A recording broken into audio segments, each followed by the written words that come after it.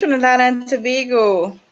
It's Friday, December 31st, 2021, the last day of the year. My name is Hadassah Charles McLeod, your host for today's show. Welcome to another episode of Cutting Edge. I want to wish everybody season's greetings. I hope everybody had a holy, safe, happy Christmas. Joining me today for this special year in review show is Felicia Holder, very familiar face that I'm sure you guys are happy to see. Welcome, Felicia. How are you? Thank you for the welcome, Hadassah, and I am very happy, pleased to be back on this program. It's been a good few months since I've been on. It's been a while since I've been on the cutting edge, and very honored that you guys would have invited me to be on today to be a part of your end of year review. Um, I was looking at your list, which I know we're going to go into soon, but I don't know how much positives we have to talk about, but I have a few that I would like to mention. Again, very glad to be here and, using my voice for something that I love to do, which is, politics and activism and just a better Trinidad and Tobago, which starts with us being a part of the discussion about how we move forward. Indeed, indeed. Yesterday I was driving around. I was in the west side, and I saw, a lot of the guys who sell water like right outside Super Farm by Westmoreland's there. Yeah. And I was looking at them, and I just started to feel really, really sad. And I started to think that I have to, for my own mental health, start to say or declare different things over my country. So I was driving and I was just saying, Trinidad is a great place to live. Trinidad is a happy country. Trinidad is a happy nation. Trinidad is a prosperous nation, because I am like, doing this show and the fact that we have to talk about the current events, what is happening, sometimes you feel like you don't get a moment to come up for air and an escape from the negative. Yeah. Um, so I feel like going forward, that's going to have to be my my approach. Yeah. Um, Speak it but into the being. fact is, though, while you're trying to stay positive and whatnot, we cannot escape what we live in every single day. Share the live, guys, as you come in. I'm still not seeing any of the notifications coming up for Facebook at Felicia. Okay, Just I'm seeing the comments. I'm seeing good morning, lady. I'm reading the comments awesome. from the users. So I'm also going to share the live while you Yeah, that's open up the great. So discussion. it's probably that I don't know. Mine haven't caught up as yet, but please share the live, guys. So I like to start the show with a question, and today's question is Trinidad and Tobago a better, stronger nation than it was this time last year? As we go into the year review, I think it's good for us to reflect on our personal lives, on our personal journeys, what we have learned, how we've grown, how we've matured, where we faltered, and how we can do better. Um, and I think our leaders need to think the same thing as well, if we're ever to get out of this rut that we're in. At the top of my list, we're talking about what happened in our country. At the top of my list, I have Andrea Bharatt's murder. And I know that would have been something that rocked all of us to our very core. I don't think I've still gotten over it. And my heart still breaks every time I hear the song that played at her funeral. There must be another angel around your throne tonight. I think it's going to take us a while to to get over that. Felicia, your thoughts on that? Well, she's the first name that you mentioned, and she's actually one of my top two picks. You had asked me to focus on two things that I thought were noteworthy for this year, and Andrea Bharatt was one, as well as, and we'll talk about the other one a little bit later on. Um, Hers was actually, while it was a negative thing, the reason Yes. why I wanted to mention it was because it sparked something that I think has continued to burn on kind of, maybe it's a small flame. Maybe it's a flame that, you have to keep fanning to make sure it don't out. But since the Andrea Bharatt,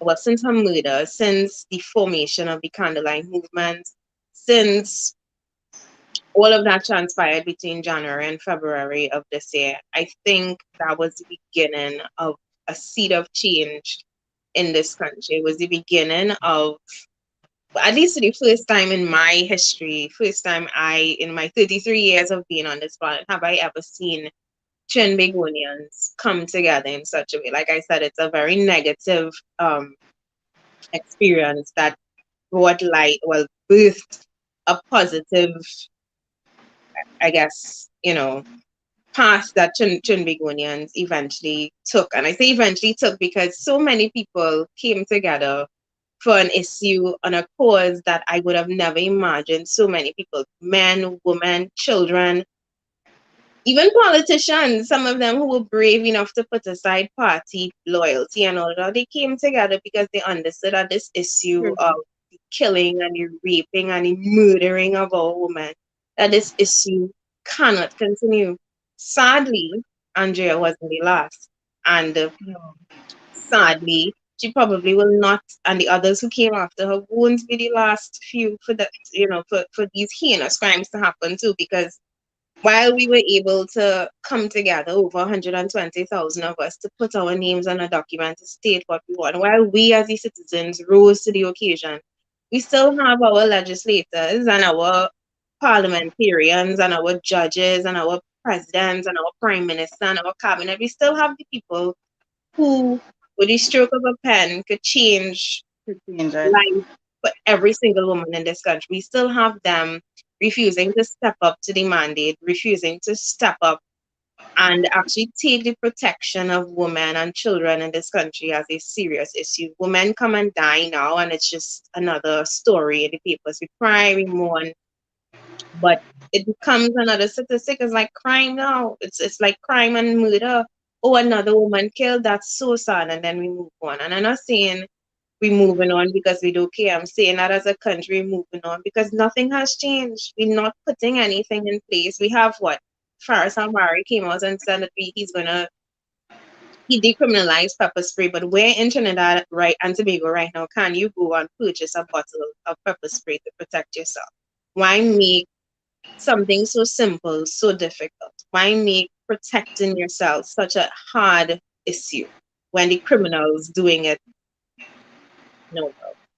Exactly, exactly. I mean, when tragedies happen, and I think sometimes people on the other side of the political divide, they interpret criticism of the government as being unpatriotic and things like that. But we were looking for a response because Andrea's murder, like I said, it rocked us, right? To the point where we literally were transformed. We are not the same country that we were. We are not the same people that we were. They talk about the fact that we were able to come together and stand for a cause and things like that. But we were looking for a response from our leaders, and we got none. When Keith Rowley finally mentioned her name, it was in some bacchanal and in some derogatory way. Um, and I remember the tragedy of the school shooting in the U.S. some years ago when Barack Obama was president. And whether or not you liked him as a president or you think he was good or not, he had a way of responding to tragedies in a way that made you feel like, okay, well, at least I'm not alone in this. And we have a leader that cares. And I remember when he stood up and during the speech, he started to sing Amazing Grace, right?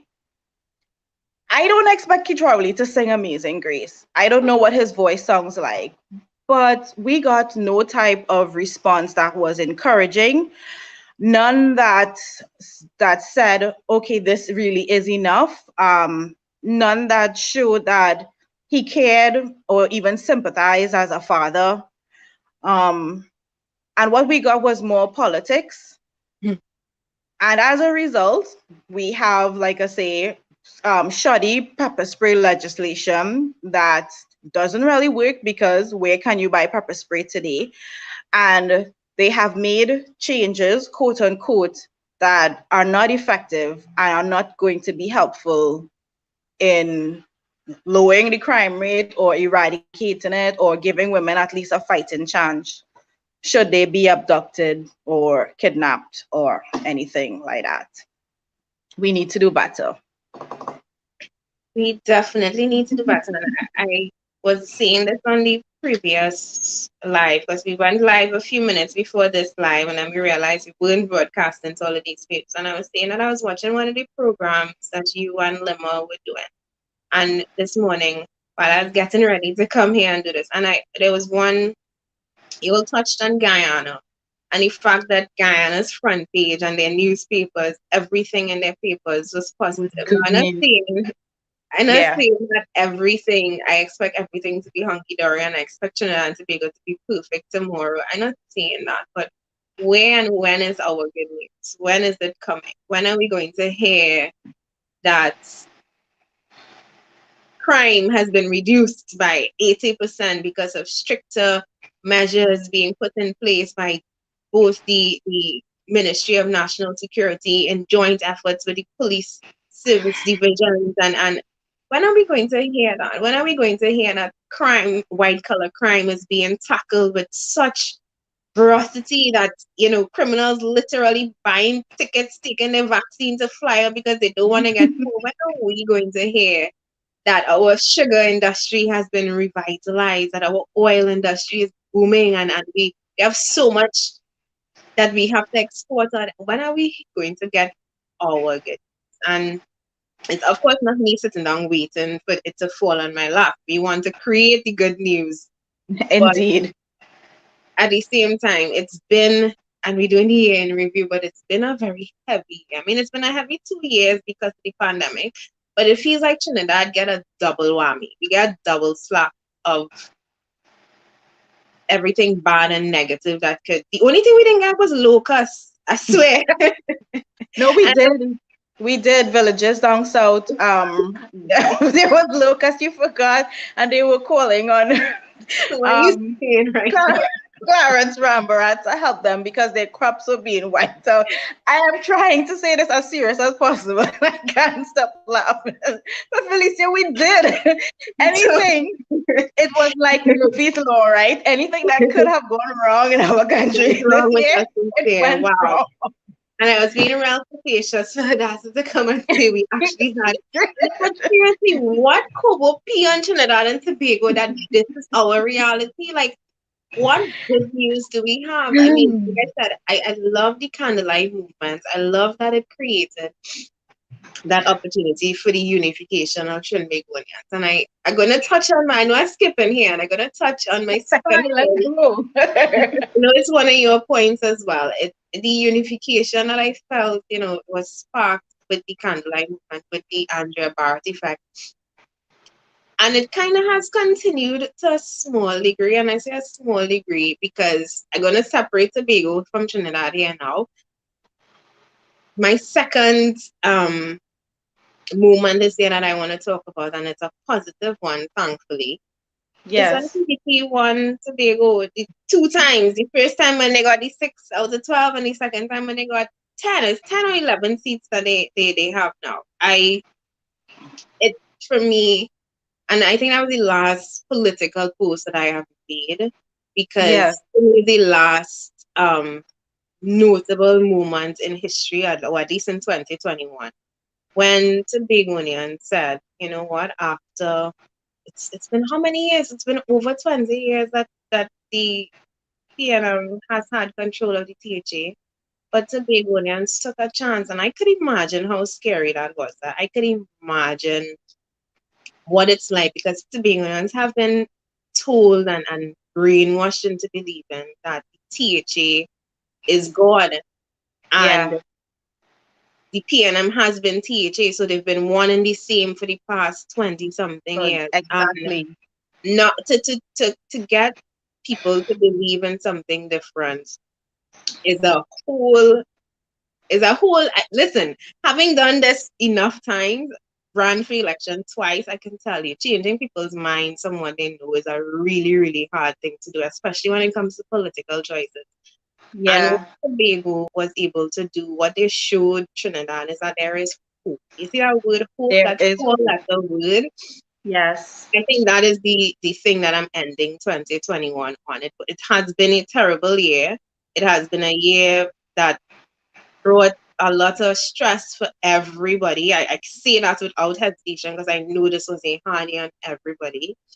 But I hope that we end in the year on, as dark and as dismal as things are, is the hope that that has been going and has been doing this still. And I want to thank Tobagonians for giving that to us, because we here in Trinidad, I understand, is a different culture. I understand we're not Tobago, but the fact that they're so close, the fact that we're still one country and that one half of the country can make such an important decision, I think it's going to play very and weigh very heavily on the next general elections we have in this country. And I think the PNM is very much aware of that, and they're scared. They're frightened. Yeah. And the next 3 years, we're going to be seeing all kind of things. We're going to be seeing, well, if we, I'm going to say we had, I'm going to say locusts, but since we had that already, we're going to see what snowfall from the sky. We're going to see, they're going to make all kind of things happen to not make that the reality. But Yeah. I am even more convinced that from here on, we have to fight extra hard to make sure that PNM is gone from our lives come Yeah. 2025. Eradicated. Eradicated. um, in terms of the PDP in Tobago, they talk about the straw that breaks the camel's back. Yeah. We don't know what would have been that pivotal moment if it would have been the last time Tobagonians could not depend on the ferry to get to Trinidad. We don't know if it is that they are, even in the pandemic, they're still facing even higher food prices than we are in Trinidad, because a box of cereal in Trinidad is not the same price in Tobago. We don't know what would have been that moment, but the PDP would have been like a savior, like a knight in shining armor, and a lot of what they were saying resonated with the people. The people started to realize Yeah. that, okay, maybe the PNM is not the only option.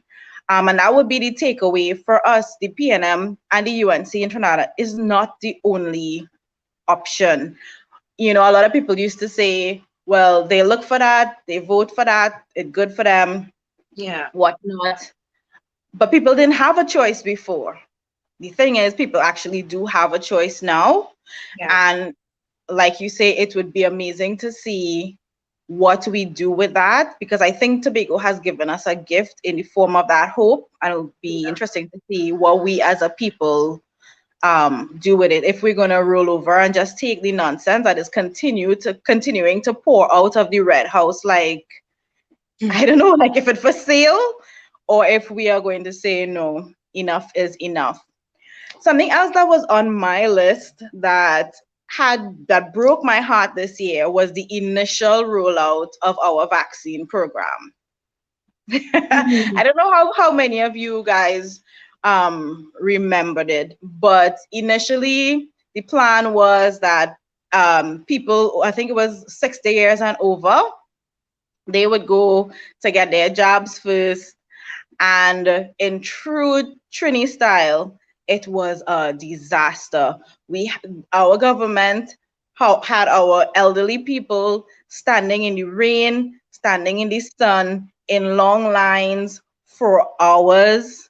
Right? They knew that this at some centers they only had 50 vaccines, yet they still tell people to come.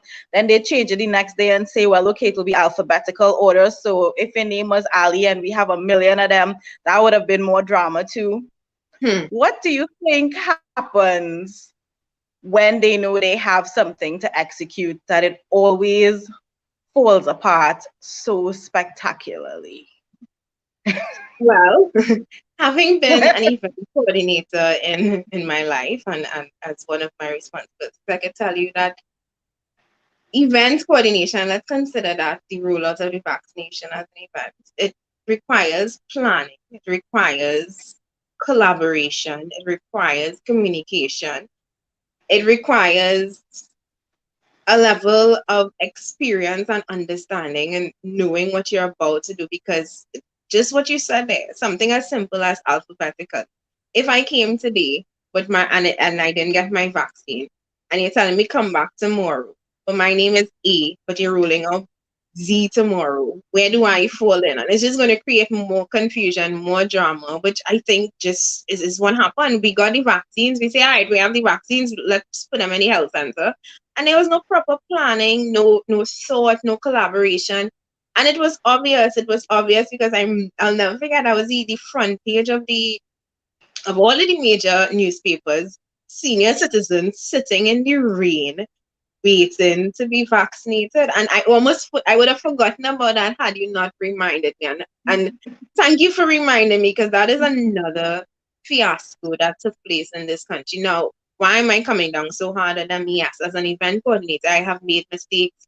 As an event coordinator, I have messed up here and there, but that particular issue showed a complete lack of proper planning. And one of the things that you do when you need an event coordination is actual funds. And all of the money that we're seeing being allocated to COVID-19 Yeah, isn't being used for the proper yeah. It's planning and not coordination. translating. It's not translating. It's like you're hearing about all of this money, but where is it actually going? You're hearing about the health facilities being at close capacity, but why can't we just get other beds? Where is the money that is being used or allocated or loaned to us to fight this COVID-19 pandemic? What is it actually being used to do? Why is it not being used to do the practical things like a clear vaccination or proper vaccination rollout, and a properly addressing the pandemic that is facing us? A lot of people are saying that, are we dying from COVID-19, or are we dying because our healthcare system is unable to treat people with COVID-19 because it's so antiquated, it's so prehistoric, it's so outdated, it was failing before COVID-19, and now we just added a whole double whammy on top of it. So Yeah, is COVID-19 the pandemic, or is the government the pandemic, and the failure of the government exactly. to to accurately and adequately address what is facing us as Jamaicanis? I feel like we're doing everything but properly Everything wrong. responding. Yeah. Ashmead Mohammed said to remind you that we had hail in Trinidad this year, and the I only thing left is volcanoes and aliens. Listen, all right. Okay, so locust gone. We had hail.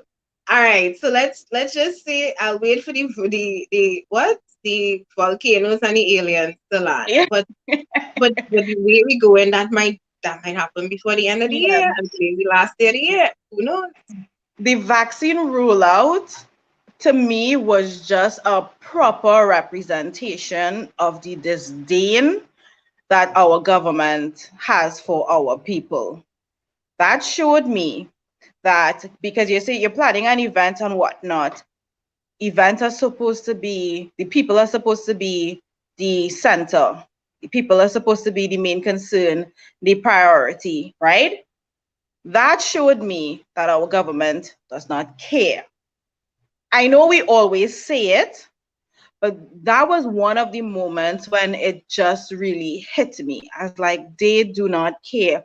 Philip talked about the elderly among us are people who would have worked for years in different sectors of the society, whether it was in the public sector, or they would have been farmers or whatever. These are people who would have helped build our nation.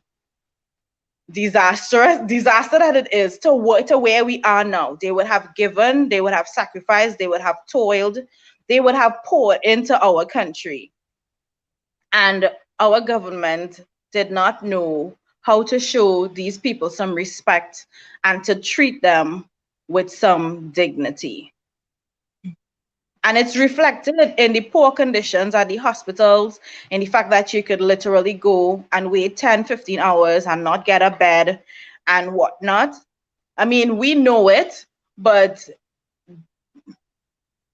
it's only when they were embarrassed and they started to look and say, okay, so Barbados figured it out Hmm. and Guyana figured it out, and all our Caribbean counterparts were doing a much better job than we were doing. Then all of a sudden they realized, oh, well, maybe we could have people come to drive through centers and we could expand it and whatnot. And I have to say, they did get better. It got supremely better. But I was wondering if we were the same type of people that we were 2 or 3 years ago, if we would have just accepted it and said nothing. I would like to believe not. And I mean, that's probably just based on my own belief, but I also want to believe that Trinbagonians are aware of what they deserve and that they deserve that. I was reading one of your comments, one of your items that 100 nurses have left Trinidad and Tobago for better opportunities abroad. That's a lot. That's a lot. When you consider that we have 1.4 million people, that's a lot of skilled people leaving. And why are they leaving? Obviously, they vaccinated. So it's not an issue of being vaccinated. It's not an issue of that. It's that they are aware that for what I am qualified to do and for the services that I perform and for the way I am treated and for the compensation that I'm being Yes. given in exchange for the amount of work that I am doing, it's not adding up. So I am Yeah. leaving to pursue other opportunities abroad, countries like Canada, and they are begging for skilled midwives and skilled nurses. And we here, just up to the other day, June, July, when was the nurses protesting under poor conditions? They overworked, they're tired, they're stressed. And Mm-hmm. on top of that, on top of being overworked, tired, stressed, you're not paying the people what they deserve. So what am I doing this for? That's what you start to believe. What am I doing I this mean, for? Terence Yeltsin said they left and it does not matter. He said that they have 768 new nurses entering the system. And to show his appreciation, they got a tin of biscuit. What do you mean they're not being 768 compensated? 716 new nurses who do not have the experience like the ones who would have just left. And that is a can't that's discourteous to the work and the service that our nursing professionals would have given to this country. And I heard about that, I would have said Terrence saying, yeah. Anyway, but the fact that they have left in such large numbers is testament that they are understanding that we don't have to take this, we don't have to take Yeah. this. So, Yeah. Mark, good morning. Yes, we read the comments here, but it's very difficult to read the comments and carry on a discussion at the same time. So sometimes we can address your comments, and sometimes we would save it for a later point. But yes, we do see the comments, we do read them, and we thank you for the contribution. I even saw this guy's comment on the hail, but I wasn't sure about it. So yeah. But I think, and I believe, I want to believe that's, closing off that point, that we, maybe not all of us are aware of it yet. Maybe we don't quite entirely know the strength that we have. And I want to talk about that as it relates to the vaccine. But I think we are becoming aware of the power slowly but surely.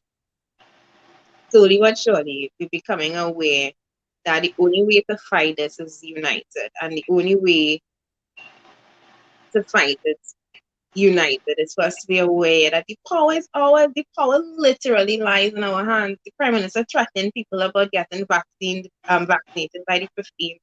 If everybody says, we're not getting vaccinated, what happens? Do you then What replace happened? the entire public Yeah. service? Yeah.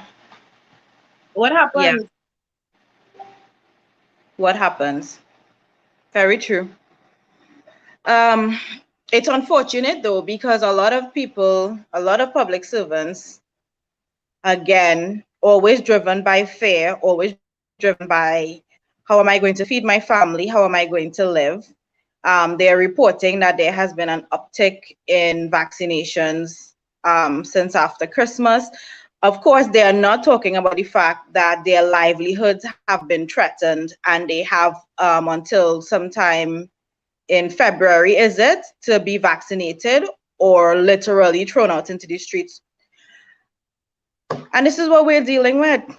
This is what we're dealing with. And I can understand after 2 years where a lot of people don't know how to put food on their tables and they've lost their jobs, they've lost their livelihoods, they've lost their homes even and their cars and whatnot. Why, if your government threatens your job, why you will go and line up and take it? But we're better than that. This vaccination topic, I have literally avoided it for the past few months. And when I say avoid, Yeah. it's not that I don't want to touch on it, is that personally, so let me say it outright, I am not vaccinated. And it has not become, and it has not been an issue for me because I work for myself. I I don't have an employer who's forcing me to try and take the vaccine. I didn't intend to travel abroad anytime soon. I think I am a healthy young woman. I haven't been sick in the past 3 years, going on 3 years now. I haven't had a cold, a fever, anything. And I just was not in a rush to take it. And yes, like everybody, I wanted to do my research. I was joking with one of my friends who took the Moderna. I said, I'm waiting to see if you all turn into zombies first before I decide if I take it. But I have nothing against anybody who has made a decision to take the vaccine for their own, um, based on their own knowledge of their pre-existing comorbidities or their own health condition. I have no problem with it. What I have a problem with, and this is where it gets very scary, what I have a problem with is when it starts to be forced upon. And exactly what you just said, there was a huge uptick in vaccination, and I saw it when I drove around in Savannah. I saw that there were a lot of people in the facilities being vaccinated. And they're going to boast about that, and they're going to say it seems like we have lost Hadassah. They're going to boast about that, and they're going to say that this is because people are moving to take the vaccine. But what they're not going to say is that these people and a lot of these people who are doing it under force. And I know this as a fact. I know this as a fact because my phone rings every day from calls from people who want the Citizens Union to represent them, who want to be a part of the union because they don't want to take the vaccine and their workplace is basically forcing and manipulating them.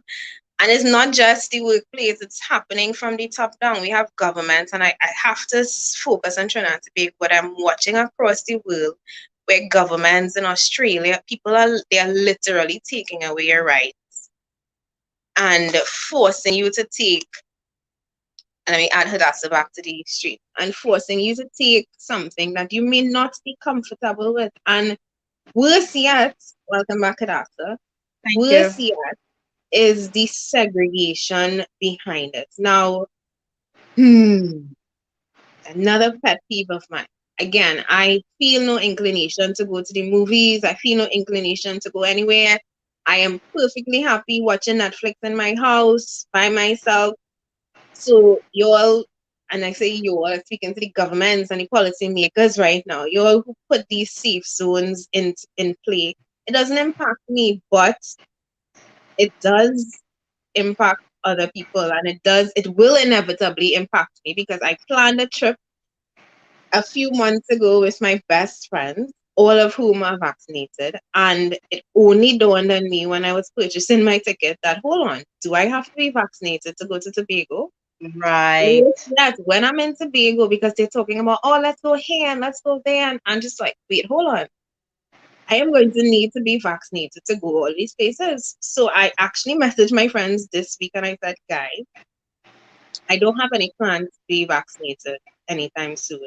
And I don't want to be the sour one on the trip who is going to bring down everybody. So yes, it is impacting my life now, and Yeah. that's what they're doing. They're literally forcing people. These are my friends.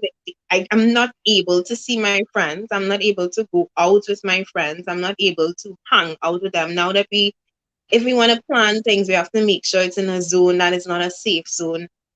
And it's so very reminiscent of apartheid. And I consider this medical apartheid because that's what they're doing. They're literally saying some of you can be here and some of you can't be here. And then they're Yeah. forcing it on you now to the point that there's certain places now that you just cannot go because you're not vaccinated. Food should never be something that some can have and others can't. How could you segregate people on something as basic human need as food? So I went into McDonald's 2 weeks ago and I left laughing. I saw the drive-through line was a mile long and the inside was empty. So I'm like, I mean, I don't like to get out of my car either, but why you all don't just go inside? So I bounced up, Yeah. went, pulled the door. Ma'am, can we see a vaccination card? McDonald's is a safe zone. I'm like, what? I'm like, you have to be vaccinated to get in McDonald's. Yes, ma'am. Well, Hadassah, I start to laugh. Now, everybody know I love fries. I love fries and I love McDonald's fries. I start to laugh. I walked, I laugh. I reach in my car laugh and I'm like, you have to be freaking kidding me. You have to be kidding me. I have to be vaccinated to buy fries.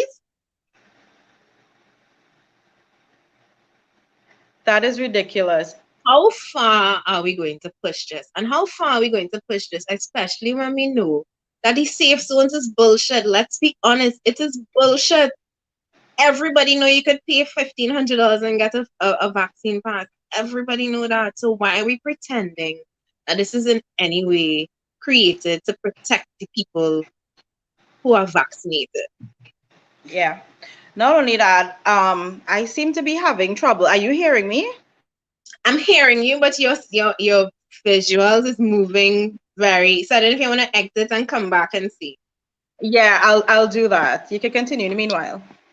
Yeah, so I try to understand who the government and who these policymakers behind the safe zone and globally, yeah, globally, because I have friends in Dubai. I have a friend in Dubai right now who's trying to travel to, I believe it's Hawaii, to see his girlfriend, and he can't.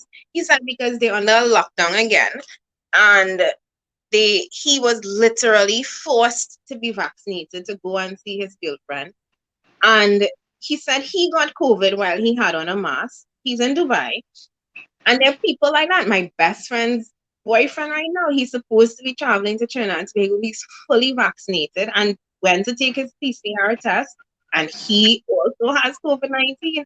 And it's like, I am the only one who's unvaccinated and who has not been sick.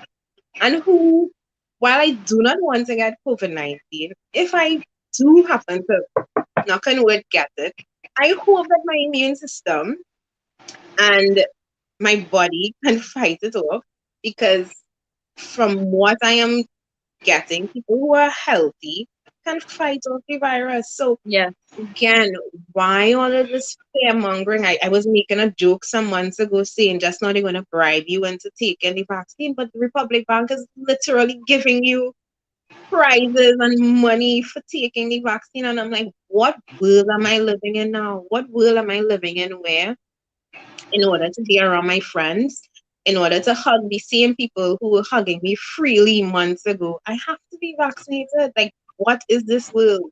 I don't understand it. It's also crazy because we are seeing like we're coming down to the tail end of the coronavirus, where we have Omicron, and they're saying it could actually be the vaccine against whatever. The virus itself has mutated so many times, right? It mutates and it gets weaker until it's just like a flu, and then it's behind us. This is what we're hoping.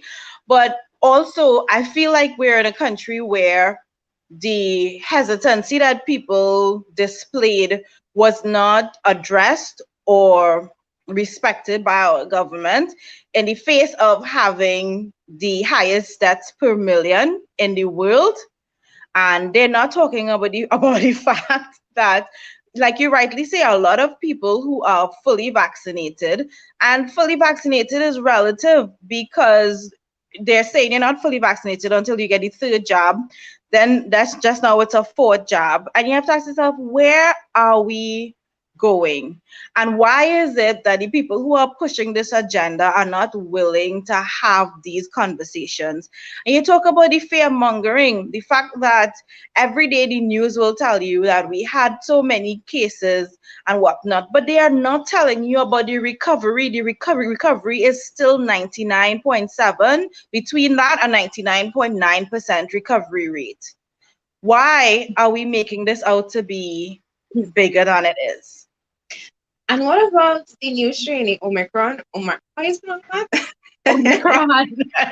Omicron.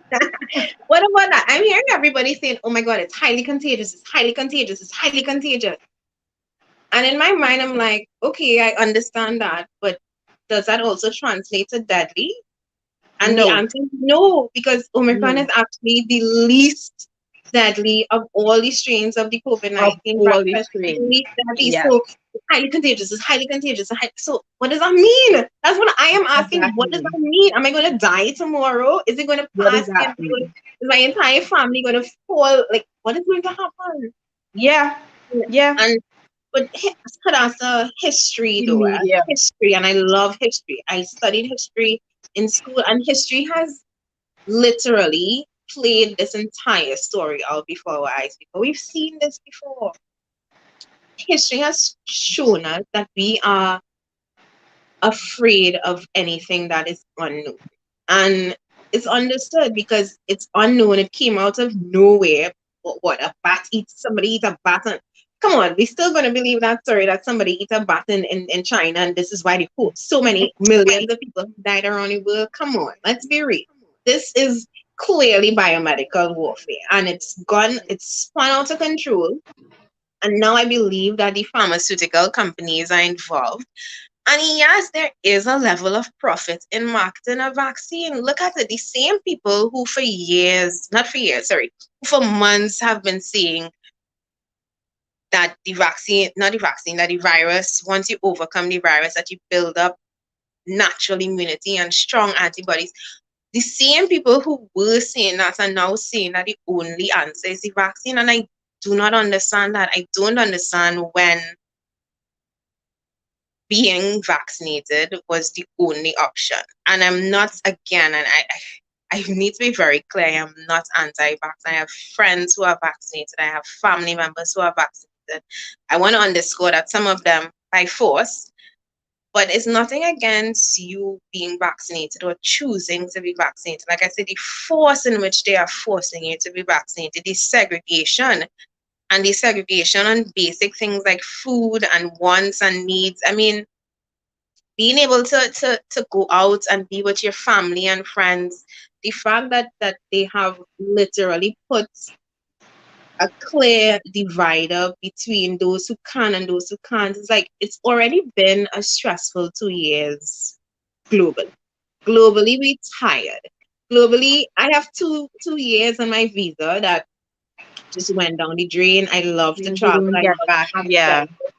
I can't ever get that back. Globally, we tired. And now, on top of all of that, we have people who I believe are making very selfish and very money driven decisions because the money behind the vaccine rollout across the world, we're not talking, we're talking trillions of dollars. And who is profiting?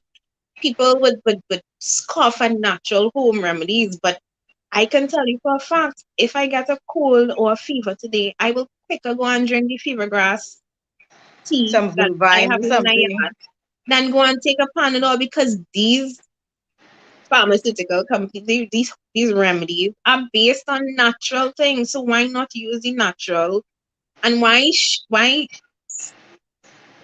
discriminate against the people who want to do things naturally? And Yeah. I just want to end this by saying I have, again, love history, but history has proven there's never been a time in history that segregation works. Never been a time that segregation, not apartheid, not slavery, not the black. Listen, there's never been a time that segregation works, and I do not understand why we think we could change the outcome of history. History has proven it. It has Yeah. proven it, and I believe within the next 2 to 3 years, if so much, there's going to be a huge backlash and a huge um let me use the word backlash on this entire vaccine rollout. I think governments are going to have to apologize to people. I think employers are going to have to pay billions in compensation to workers who they would have let go or terminated or Yes. forced Yes. to take vaccines. I Yeah. think the world is going to have to fall back on itself and Yeah. apologize and When realize people the error. realized it was blown out of proportion, and it did not have to be this thing that they have made it out to be, and literally this is an overreaction. I just want to apologize to our viewers. At this time, the show is usually done. So everybody's calling me now because I buff up all my family and friends that they know they're not supposed to call me Oh God. between 7 and 8. And now they're, calling. But it's all right. It's all right. But you make a very, very valid point. I celebrated a birthday recently too, and I was in the same dilemma. All my friends are vaccinated, and I, I I could not do anything because the options would have been go out to eat or go to a movie or something like that. All these are safe zones. And I myself, I'm also not vaccinated. So I decided that, I'll just stay at home and do something nice, or whatnot. But you think the thing about it is, I know I cannot continue like this in, perpetuity. I can't. Um, but I also refuse to put a substance into my body that I still feel like generally we have not collected enough data on to know what are going to be the long-term side effects of it. Yeah. I'm not willing to risk that. So I rather, like you say, what pull up your Disney Plus or pull up your Netflix and stay home and make the best out of the occasion. The whole world is feeling COVID fatigue now, especially like since I just mentioned that it feels like an overreaction. People are tired. People are tired of wearing masks. People are tired of having to run back in their car to get their mask when they walk in a place and they forget that they were in their car by themselves. And it has been very, very hard. But this should not be the thing that separates you from your income. You choosing to be vaccinated or not should not be the thing that makes it hard for a young person to access education and things like that. And this is where we are. And just to reiterate your point, Philip always talks about how it was good and decent people in Germany who bought into Hitler's rhetoric that started to support the nonsense. And at the end of it, there were 6 million Jews who died in Yeah. these gas chambers. So we have to be very careful that we don't, it's a very slippery slope, and we have to be careful that we don't go over the edge. Um, and doing permanent damage. We've heard so many stories of people, even the case that Stephen Rees highlighted of the young lady who she was being forced by her employer to take the vaccine. She took it. She took the Pfizer. She's now paralyzed from the neck down. Her life is permanently altered, and I'm pretty sure that her boss has found somebody else to replace her, and her life will never be the same. So Yeah. And this brings me this brings me to another point on our list. I had a little list that I made for the year in review of embarrassing things that we made the news for. But Nicki Minaj's cousin's friends balls, right? That made a lot of ripples, a lot of waves. It was a story internationally. Everybody covered it. Al Jazeera, BBC, CNN, MSNBC, Fox Yeah, News for even, all the wrong things, boy. for all the wrong things. Yeah. And all of this started with Nicki Minaj's tweet, which is what I wanted to end with, which and she was just saying that this was my cousin's friend's experience and please do your research and don't be pressured into taking the vaccine.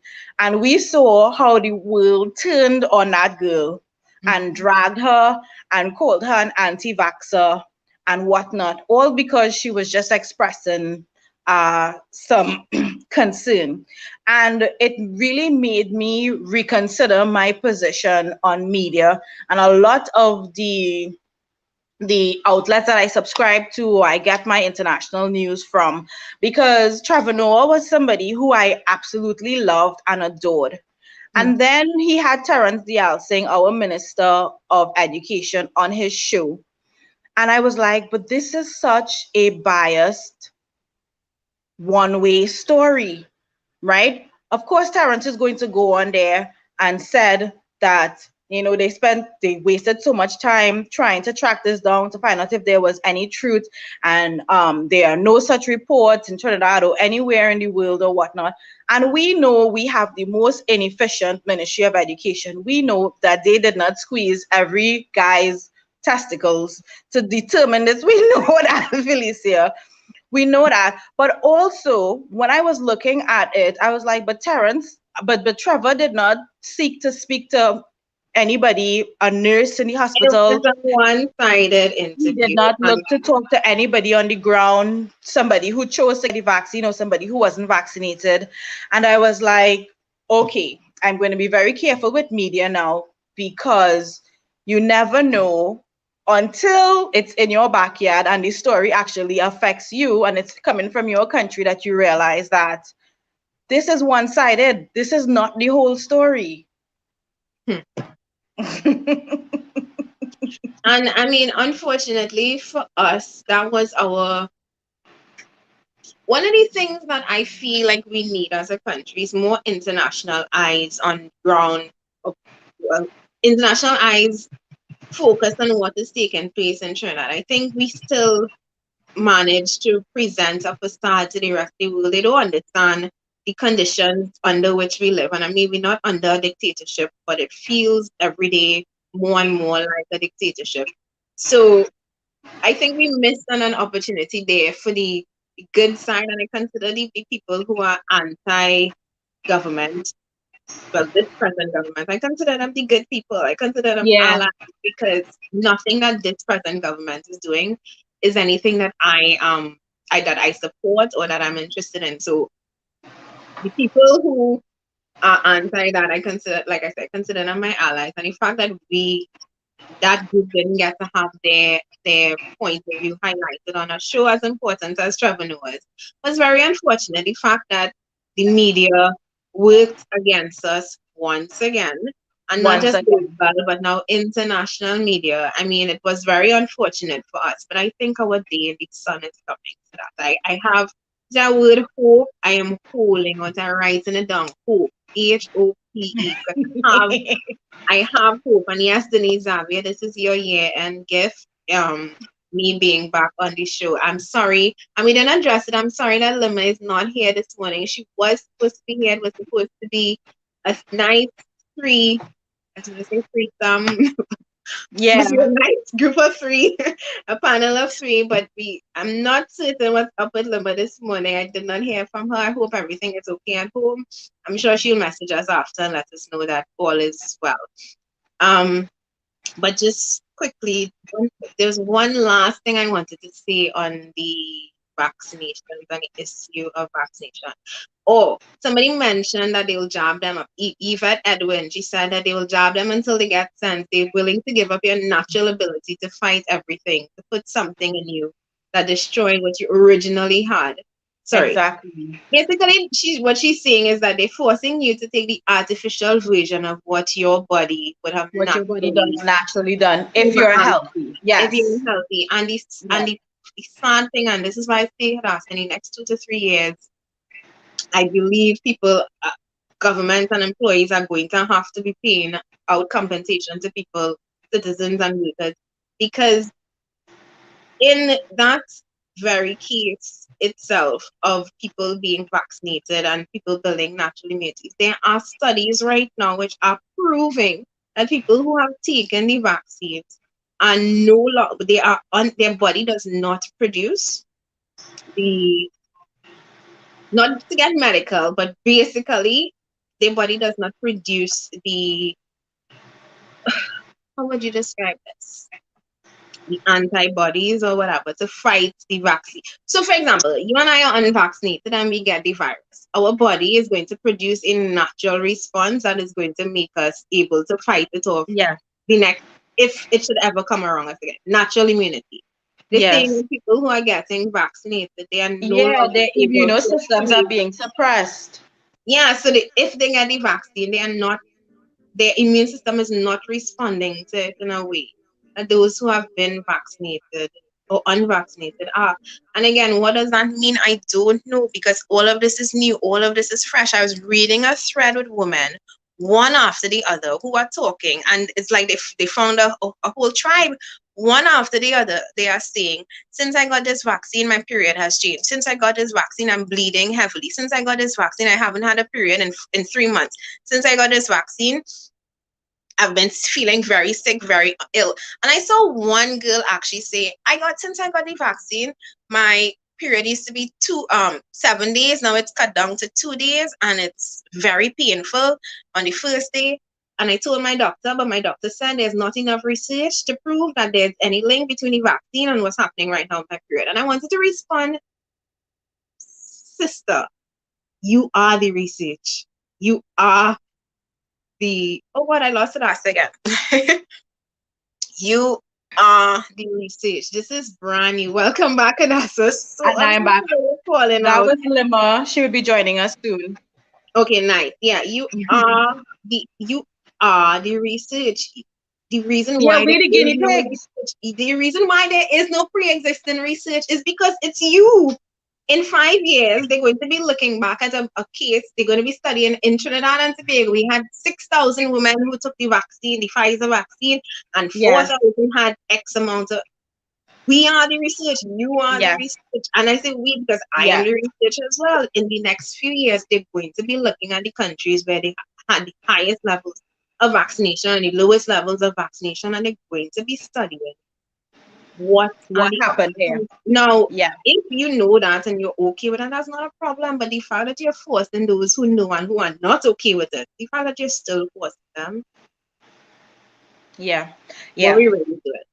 And like we in the Progressive Empowerment Party is constantly saying that if you want if your employer or the government wants you to take this vaccine, then let them take liability off the table and say if something happens to you, you would either be taken care of, or in the event of your death or whatever, then your family would be taken care of. Why it is that they so willing to foist this thing upon us, but they don't want to stand behind it. And I was having a conversation with my mom yesterday, and I was like, Mom, everybody talks about different governments and whatnot, always talking about big pharma and never in a positive way. And I said, Pfizer in particular, because it's one of the more popular vaccines, has so many lawsuits and stuff against it. They had to recall drugs and whatnot. And everybody knows that the drugs that these big companies produce do not cure you. It really is just to treat the symptoms of your illness. And what they in fact do is make you customers for life, Yeah, right? I say why it is that everybody believes that these companies that are so big on profiteering are all of a sudden so big on saving the world. I say why it is the companies that were literally the enemy. How come they have flipped and they are the savior now? Why aren't people asking these questions?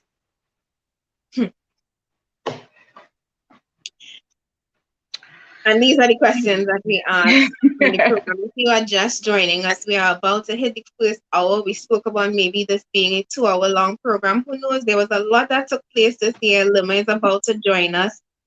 We still have a lot to talk about. Please share the live video if you haven't done so yet, because again, really interesting topics that we're touching on this morning. On the vaccination issue, is there anything else I wanted to say? That somebody mentioned in the thread about creating lifelong customers. I think you just said it as well to that. But Yes. that, to the people Yes. who reach 3 and 4 jobs, what is going to be the outcome for you for the rest of your life? Are you going to have to now be taking this like insulin?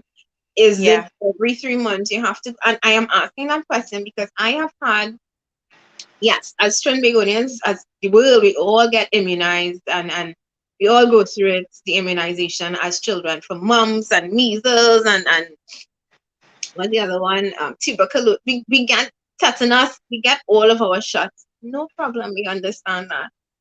But in all of these shots that I've ever taken, I think I've only ever done one booster shot, and that's for tetanus or two, tetanus and hepatitis. And it's been, and the years between them is like years, like 10 and 15 years between your next booster shot.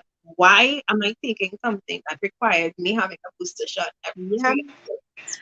Seriously, I mean, Ashmead, Mohammed, this is probably where the aliens will come from. Humans might mutate into aliens after all these boosters. But I want to know, my good friend, she messaged me to tell me all her entire family had COVID. I said, "Are you vaccinated?" Yes.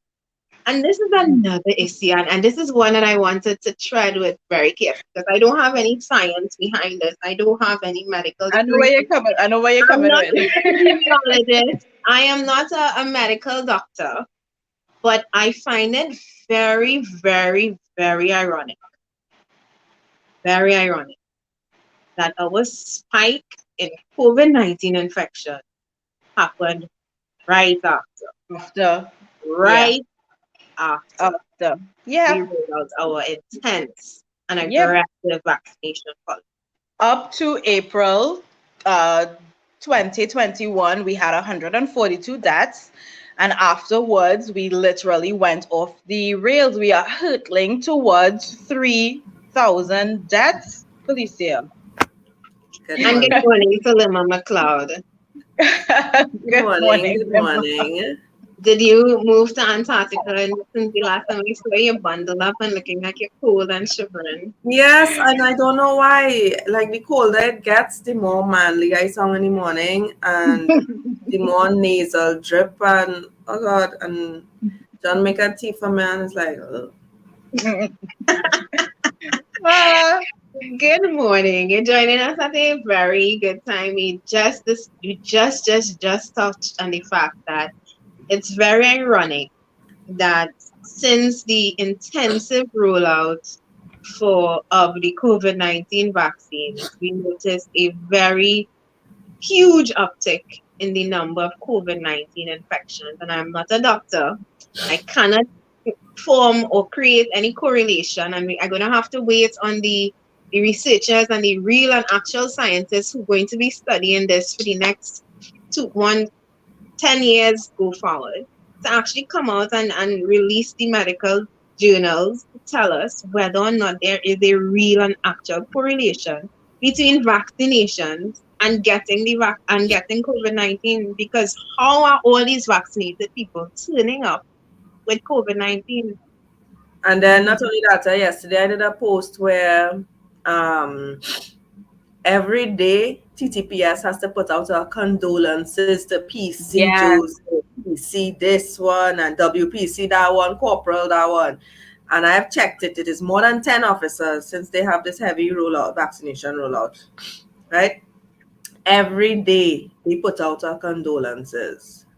And it is only because of this heavy vaccination rollout. So I want to know, you're forcing people to take this vaccine without enough data, without enough, medical research. We're already not doing our own local medical research on these vaccines and what effect it's having on our people in our climate, our time zone, everything, right? You're seeing where the cases going up. So if police was to die out, who protecting the parliamentarians and who protecting us? Because Reason to it. you're seeing it.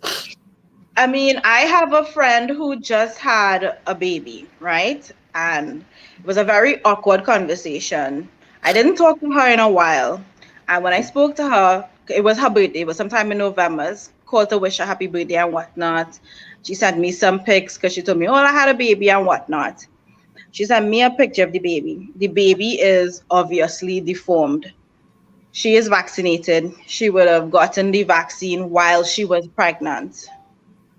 I did not know how to ask if the issues with the child is as a result of, but she's not a first time mother. She has a daughter who is healthy. She is healthy, as far as I know, and whatnot.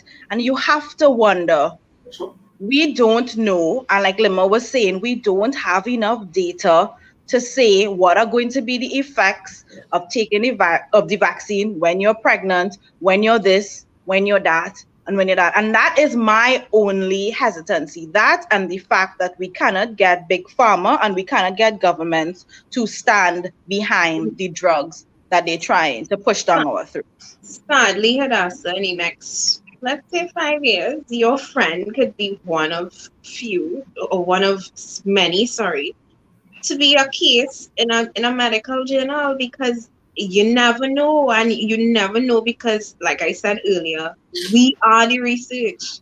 The research is We literally are, taking we place are. right now. There are so many. I keep looking at this. So many cases of people who are vaccinated just dropping down with heart attacks. I'm looking. There's so many athletes, footballers, and whatnot who have been complaining about chest pains and their Who had heart to retire. expanding in their chest They since they many have of them had to taken the retire. vaccination. And nobody wants to talk about this. They like to come and talk about how many people died and how many people got COVID, and you have to be vaccinated, but they are not talking about the adverse effects.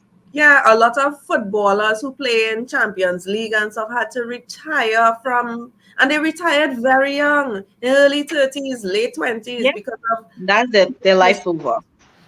And that's so sad. And it's like, and not only that, a few died, eh? Yes.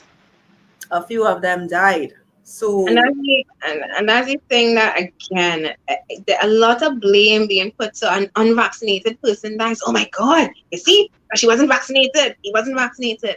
A vaccinated person died, but he probably had underlying comorbidities. So can the you same heard be what said the for the Prime unvaccinated Minister, person? you heard what the Prime Minister of England said, Boris? What?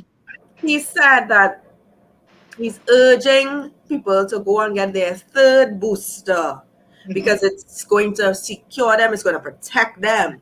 And the majority of people that are being carried into intensive care are Are those are vaccinated with vaccinated COVID. people. So I was laughing at that and I was saying, but look at that. He's saying that over there. And here our Prime Minister is saying it is unvaccinated people who get into intensive care. How ironic. The story does just magically change when your first dose, second dose, third dose, and booster. I But can't. in 20 years, you're going to be hearing, take your 500 shot. Take your, take your booster number 500 and win a free Prius. Oh my gosh. Listen, when Um, does it end? And when, at what point? At what point? Because I know the, people have Ford booster. At what point is it going to be? the But thing about it is it's hilarious when they get on social media to say, I just got my I just got my first booster, right? So they have their two shots. And I feel good, and you guys should get vaccinated. And I was like, fool, you are going to be there in a time loop forever. Yeah, but the thing about it is, and I'm asking people now, they're saying go out and get vaccinated. And it's like, okay, let's try to make sense of this. I'm going to get vaccinated for a strain of a virus that is already out. Yes. Is The that what I'm vaccine going to doesn't get even vaccinated? recognize this particular iteration of the virus. So why am I going to get vaccinated now at this point in time? It is a new, so it's like a third new strain come out. It's So why hold Philip's on. brother says you do not vaccinate during a pandemic. No, but that's common knowledge that you don't. You wait for the natural immunity and then you, but anyway, who am I? Again, but I know, guys, like I was saying earlier, we have always, as a globe, as a world population, we are always afraid of things that we don't know. And I think this overreaction, which was, which I believe the pharmaceutical companies profited and capitalized on. They saw money making opportunity because why just sell Panadol when you could sell a vaccine that people will probably need for the rest of their life? I Wow. think that they have taken advantage of it. But the fact that we now have governments dictating your health response, the fact that we have governments now telling you what to do and what to put in your body, I think that's a very dangerous line that we walk in. Indeed. And I do not believe the science is strong enough to prove that this is the only way to protect ourselves. And that's my issue. My issue with Yeah. the vaccination is that I do not believe the science is strong enough to prove that taking the vaccine is the only way that you can protect yourself and your loved one. Because if that is the case, we would not have had people dying from getting the vaccine and still getting COVID-19 and still dying. Look at his family. This woman, the man and his son went and got the vaccine to protect the To mother protect because the she mother. They go and, on and leave her. and Yeah. they died. She, who's the sick one, is the one who's living now. And she has to live with the fact that knowing that her husband and her son gone Mm-hmm. because, well, not because of her, but because they were taking steps to protect her, but inevitably they just break the whole woman heart. Yeah. And that is one that we found out. Remember, it had plenty of people who are afraid to come forward because they are afraid of victimization. And it's a sort of, I don't know, you lose family members to this thing. You know damn well it was the vaccine they take that was the only thing that they put in their body, and you frightened to come out and talk. Trinidadians, you take us some damn belly, you know. In truth. Anywho, what else is on your Lim, mind?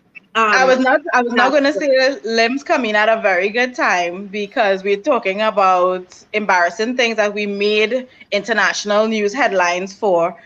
We were talking about the vaccination because we were talking about Nicki Minaj's cousin friend's balls. And next on the list, a close second was the Michael B. Jordan Oh, Lord. Juve rum fiasco. Limbs, you go first because I know. We miss out on the perfect opportunity to put us on the map in a good footing. When we could have simply said, all right, no problem. You want to launch your alcohol named Juve? No problem. You have to launch it in Trinidad. However, we could have even said launch it in Tobago and boost Tobago's tourism while hmm. we get our shit together in Trinidad because we don't have nothing touristy in Trinidad. Everything is Tobago. Right? So every time people type in Michael B. Jordan Juve Rum, you saw pictures of Tobago, you saw our carnival, you saw our festivities for Diwali and Eid and Point Fortin Borough Day, Arima Borough Day, and everything connected to Trinidad and Tobago. That is what you were supposed to see. Was supposed to see pictures of him wolfing down a roti, a bus up shot, bacon shack, he in maracas, he playing mass in costume, whatever. That is what we were supposed to capitalize on. Yeah, it And was we supposed did. to be a major cross collaboration. And like you said, we missed out on an opportunity. But the thing about it is, what irked me the most is Trinidadians' hypocrisy and our convenient sense of patriotism or whatnot, because we don't even know if we own the rights to the pan, or if we have the patents to the pan, because we have treated that so poorly.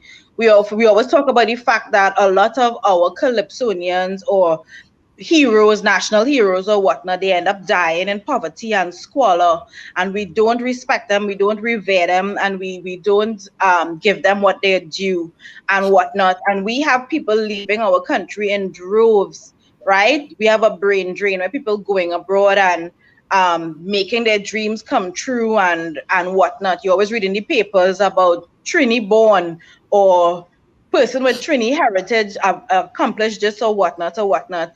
Nobody concerned about that. but Michael B. Jordan decides to name his rum after a word that we don't even have claims to, right? It's a kind of French derivative word. It's not even our word. And everybody come out of their holes to attack this boy. Mind you, Nikki Crosby bust out and leave because she can't handle the madness she would have voted for here, or if she voted at all, right? Bust out and go on. But to get money for advertising, Yeah, vaccinate, the acting vaccinate, vaccine. vaccinate. It's like, okay. Felicia, what you think?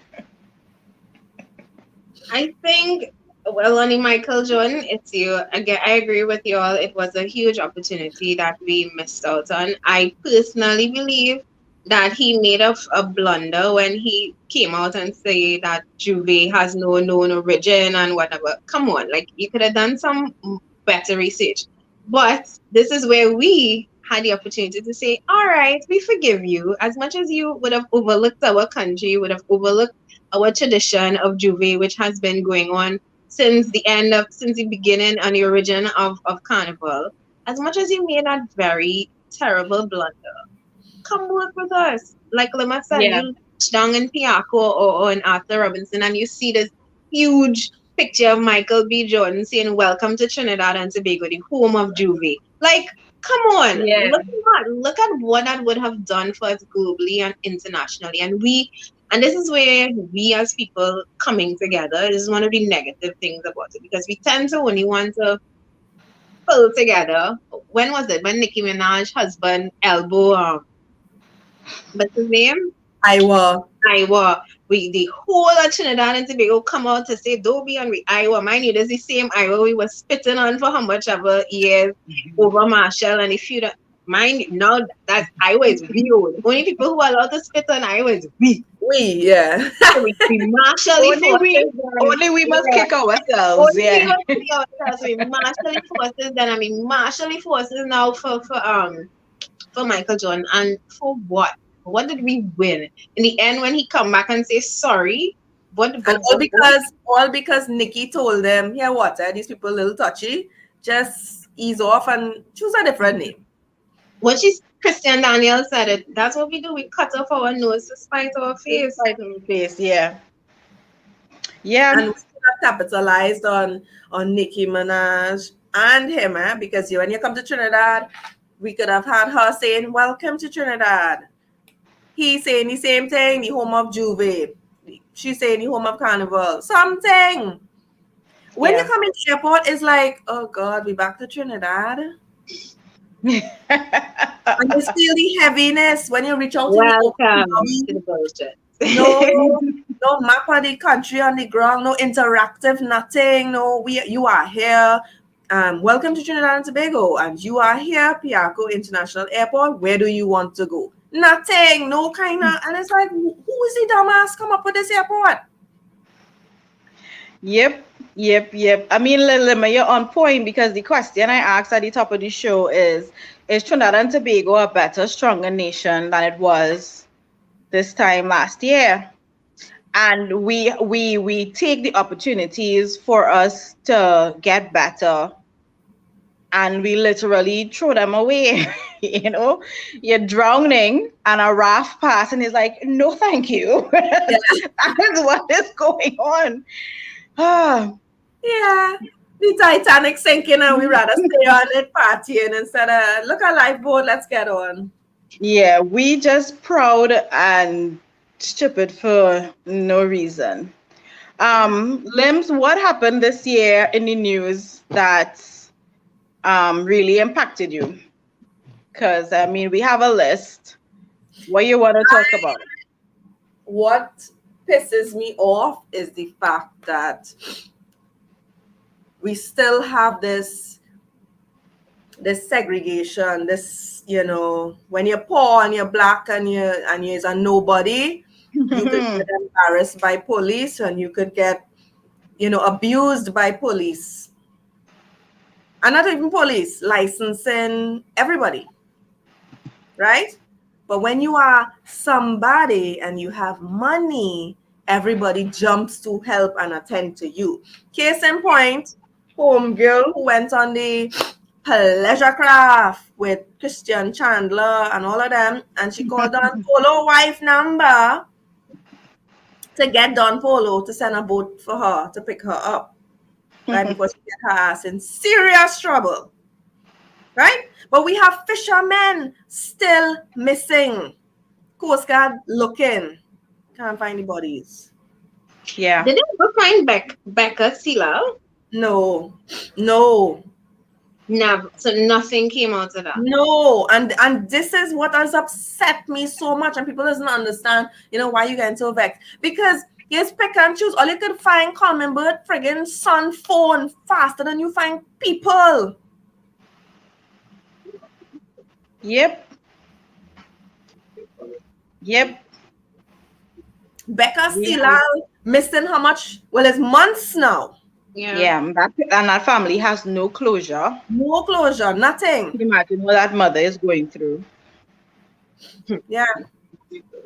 But look at just the general collapse of national security. A police officer gone as desk, get drunk, lost his Galil rifle with 2 rounds of ammunition, right? Then you're hearing of police officers getting arrested for this and charged for that. You're hearing soldiers getting charged and stopping roadblock and all kind of things. So it's like, what is happening with national security? That on the verge of collapse. Prison officers getting licked down like peas in a pod. Yeah. The minister come out in a big way. I will do my best for prison officers. And in the same speed, whoops, what? Prison officer what? Forget that, please. The only people who ain't getting killed is fire officers. Yeah, and very sad that we had this year the prime minister and the president conspiring and interfered in the Police Service Commission. selection, the process. Yeah, and Gary was ousted in the process. So we have they use man, they use trick and whatever they use behind the doors, like whatever they did behind closed doors to write laws and to undermine the process of choosing a police service, a police commissioner of this country, somebody to lead. And who is the man in charge right now? Jacob. Is Jacobs?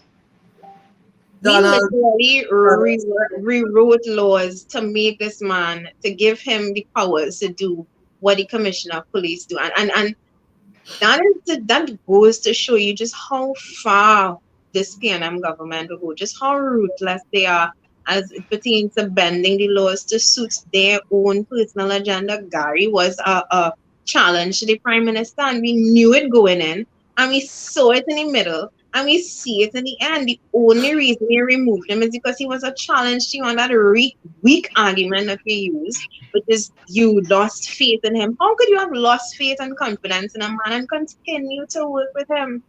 And if you lost faith and confidence in him, why not trust the natural process to weed him up? Why did you get all of that? Yeah, the fact that he could openly say that he lost faith is not about freaking you.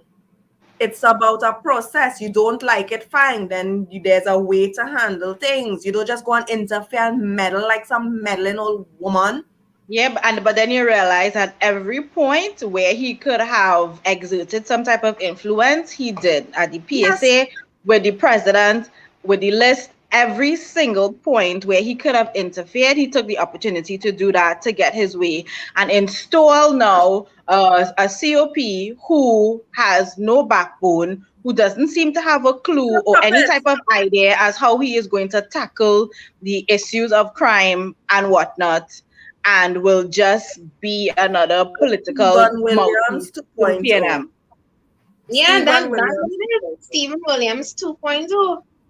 And in the meantime, crime is on a spike again. I don't even know how to say crime is on a spike, because did it ever go down? That's the question. Did it ever go down? Gang warfare is on a spike. The peace that was supposedly formed is not there anymore. And let's be real, certain criminals that the commissioner may have kept at bay, they're not at bay anymore, so they're roaming free. And for what? For political interference? For what? Again, and who And that benefits them?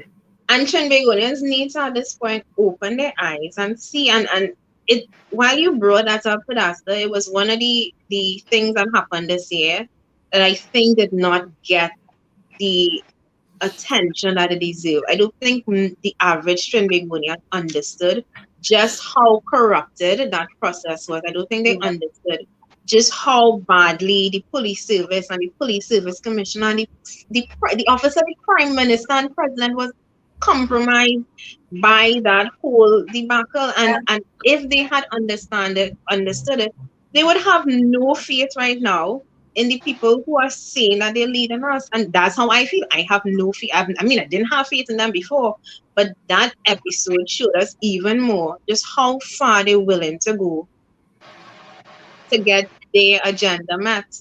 Hmm. Yeah. And at what cost? At what cost? Us, the citizens who have to be ducking from bullets and things, is at our cost. It's us who have to deal with the gangs fighting. It's us who have to deal with crime spiraling out of control. Because like Lima say, when you have a certain amount of money and when you're living in certain places, you are untouchable. These people, I just wonder how the expats in this country does live, and it dawned on me, they don't live the life that we average Trinbagonians live. They don't have to worry about things like going and lining up. Their lives is on a whole other level. They want something. They go super farm and Westmore and Elizabeth. That's their life. We have to go and line up in town and go and pay. And that is our life. And the reality is they are shielded from the realities that face the majority of us. They don't have to worry about their child and their daughter getting raped and murdered walking home from work. They don't have to worry about their son getting caught up and bullied in school because they just make a call to their private school and say, "Hi, my son is being bullied," and it's dealt with. They don't have to Yeah. worry about everything, the cost of food, putting gas in your car. They don't have to worry about these things, and they have become the untouchables. Whereas we, the majority of Trinbagonians, we are suffering. We are Agree. surviving. Yeah. We're not living, we surviving. And the ones who balling no are not suffering in denial and they just making themselves it's just a time until the wolf hit them. And the wolf could very well hit them because they're vaccinated. Crime, somebody comes to rob them, take their car, raid the kitchen because guess what? You have food and I don't have food. Yeah.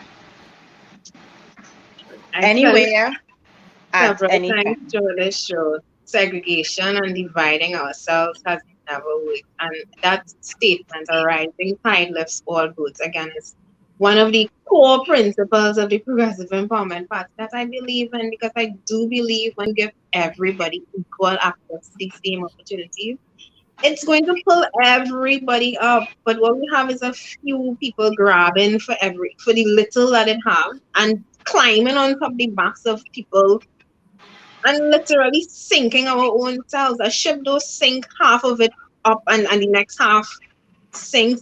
Once there's a hole in the ship, the entire thing sinks, and that's what we do. And we seem to believe that some of us could survive and do better than the others, and that's not going to happen. Eventually, all of us are Yeah. going to fall in the same hole that we dig in for ourselves. Yeah. Yeah. Yeah. I mean, Except some of them have the luxury of migrating or flying out to their home in Panama or their home in Miami or New York or whatever the case The is. brain drain that's going to take place in this country is nothing like what we would have seen in the early 90s and 80s. It's Yeah, it's nothing going like to be that. worse. It's going to be much worse because you're going to you literally have people now in Tobago. One of the reasons why PDP was able to win, the young people said it, is because it's a new young generation of people who can't get jobs and who are not willing to become slaves to the THA just to yeah. be able to buy a sneakers or buy clothes to put on their back to go online with their friends. they don't want that, so they rejected it. But it's up to the Trinidad now, Trinbagonians, the young people in Trinidad to realize the same faces them. While we They're not seeing it though. they what? I said they are seeing it. I was talking to my, well, he's my second cousin. It's my cousin's son. He's 13 years old, and he was telling me, I don't like Trinidad. Trinidad doesn't have any opportunities. That's the word that he used. I was like, what do you mean by that? He said, it's so lame. There is nothing to do. And he is looking at the world. He's interpreting what he's seeing in Trinidad through the lens of what he is taking in on YouTube or watching on TV, and he's looking at the different parts of the world, and he is saying it. He said, there is nothing here in Trinidad. He said, I can't wait to get older to go away. 13 years old. Look at Yeah. that. Look at Yeah. Yeah. And what makes it worse, these idiots in charge who ball in under 12 can't go anywhere because they're not vaccinated when there's no vaccine for them. And these stupid owners of restaurants and things saying you have to be vaccinated to come inside of here. But the under 12 that can't be vaccinated still can't come. What the hell you expect the under 12 to do? So my daughter is upset over that. She's like, that's so unfair. She's like, how we can't go anywhere to the restaurants or anything. We can't go to the play parks and stuff because we're not vaccinated. She's like, but there's nothing for us to we can't get vaccinated. So how is that fair for us? Yep. And that is to force your hand.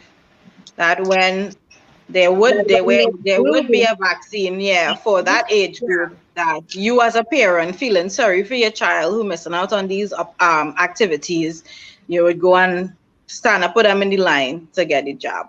Very Right. unfortunate. And then for my child to have severe reactions after, and I must be like, oh my God, what am I going to do now in our already overburdened health system? Everybody knew about. And who don't know about it is either a jackass or They're just pretending. They're pretending. pretending. Yes, they're Because pretending. This whole idea that, our healthcare system and to realize the problems that we yeah, have. Just to make a child is an issue. yeah, yeah. People who pretending that it's only since COVID that our public health is overburdened, underrun, understaffed, Yeah. everything. Something else that happened this year that I laughed a lot about it, but I was also very embarrassed as a Trini was Mr. Rowley showing at the COP26 conference of leaders where he was eclipsed by Mia Motley. What are your thoughts on that one, guys? If I tell you that I have not heard his speech, would you believe me?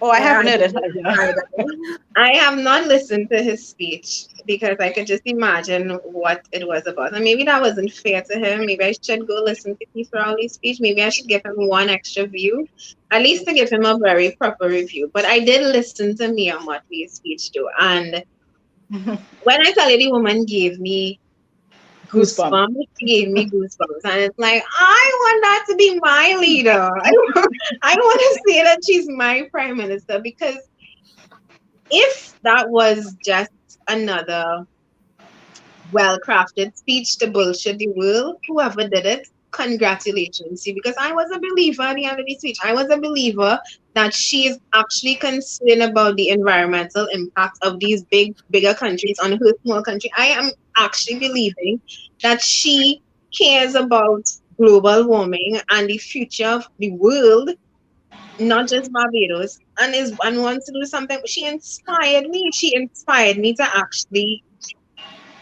think that she cared. That I've never gotten from Keith Rowley. And it's why I didn't even bother to listen to his speech because I could just imagine what The bullshit that came out of his mouth, that's all lies because it's like what he said didn't match when you actually physically come here because we don't even have recycling. we have terrible flooding. 5 people could spit on Frederick Street on the same spot and it will flood. Come Yeah. on. And you want to go and talk about what? We're not into renewable energy.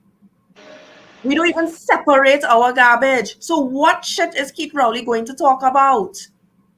You didn't even say, okay, coming out of that, you reached out to Singapore so that they could send their experts in recycling and garbage separation and how to clean up Trinidad and Tobago. You didn't make ties with the Dutch for how to help us with flooding and our low sea level areas in downtown Port of Spain and other areas and how to deal with water. You didn't reach out to Germany for, because Germany literally is a very clean country. They are into beautification. When you go there, it's like flowers all over the place and 5-second rule in their street because it looks so clean, right? They have defibrillators all in their main city areas. So you having a problem, you could go and get that. They have machines where you could go and get condoms and pads and all these different little things just all over, right? Yeah, And just civil living. train works. Exactly. And we don't even have that. PTSD will come and tell you, oh, the bus to Sandy Grande has some technical difficulties. The next bus is in the next 4 hours. Come on.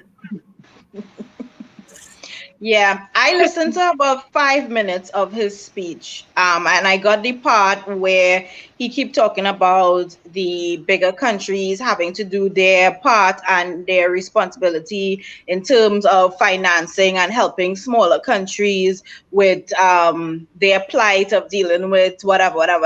It really sounded like he was just begging for money, and I was embarrassed. And I said, I cannot look at this anymore. Not only that, Felicia, it sounded like drivel because you know how he does talk. And I was Why like, Rowley who didn't can go listen on to that that? for an hour? Why he didn't go on that platform and talk about the multiple oil spills that we've had this year? Why he didn't go Yeah. and talk about the fact Exactly. that all of them happened and he said not a word about Word, it? not And a it word. was the Why he thing don't go and talk about all the illegal quarrying taking place in our mountainsides, causing Mhm. us to not only lose Causing the floods, trees that cause houses are moving and being destroyed. So many trees are being cut down. William and I have talked about it on the show, the fact that he didn't even know the word for planting trees, which was afforestation. reforestation. You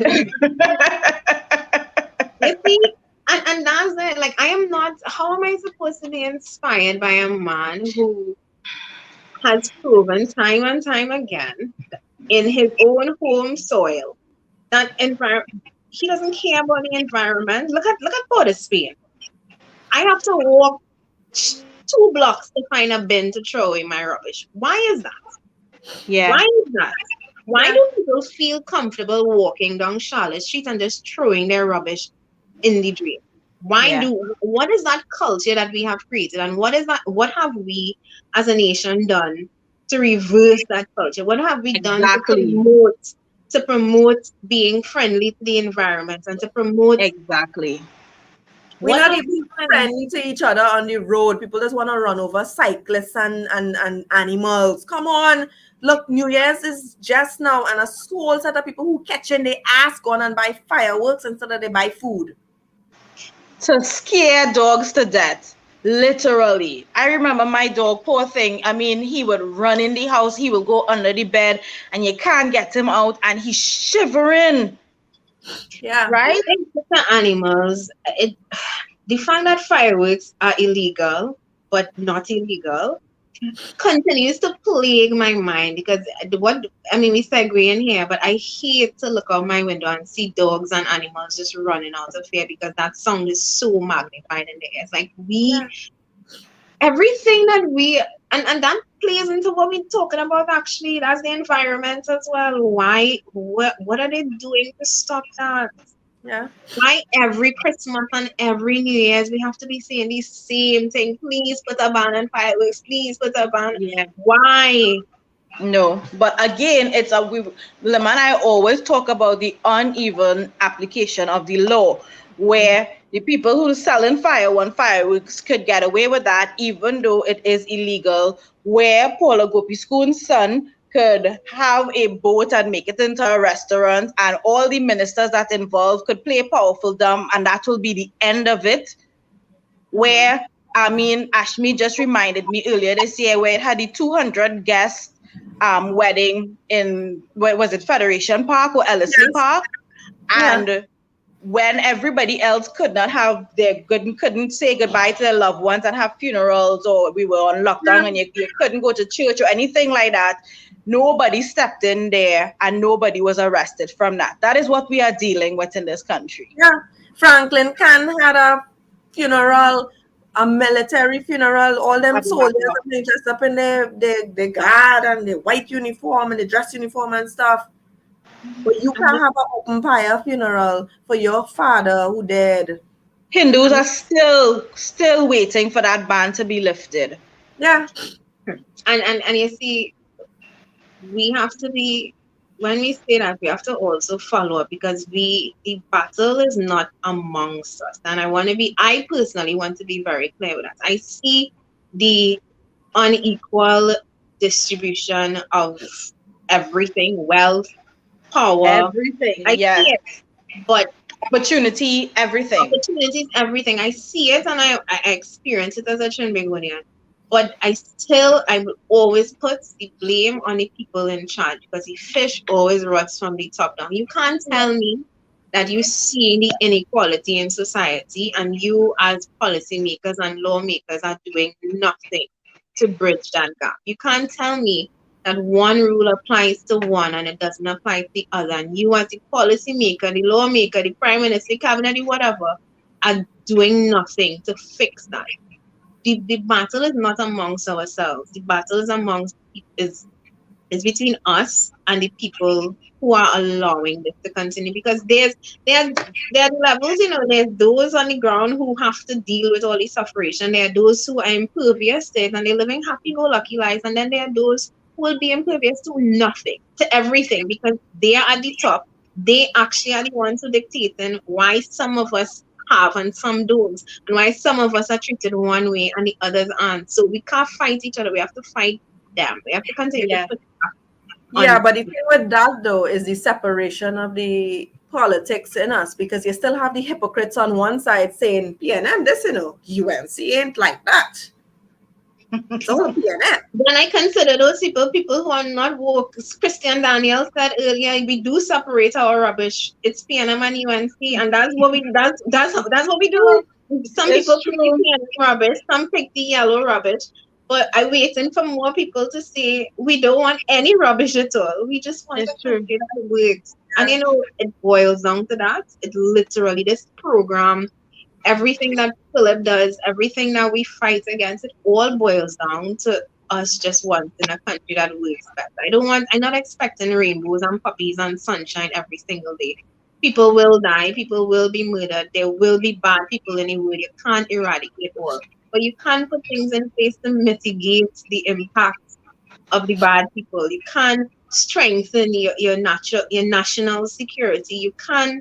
Somebody was just saying that you could pay to get into the police service commission. What?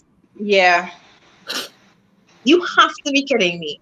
And no wonder things don't work. Somebody the other day told me she paid this amount for her license, and I buff her up. I said, why couldn't you just go and do the test like a regular human being? Learn to properly drive, so that when you get your Why license, the you're not out shortcut? on the road, Yeah. bouncing people down, breaking lights, and doing all kind of illegal madness on the road and causing more road fatalities than we need. Everything cannot and doesn't have to be a shortcut. Why can't we do things the right way? And why can't we understand the link between taking the easy way out and the consequences that we face as a result? Yep. Yeah. And Yeah. that's why it's very hard to have confidence in your government, in Kit Rowley or whatever, when he says things like and pretends like if everything is fine and everything is okay and he's doing his best to run the country, but you cannot seem to fix one thing in the country.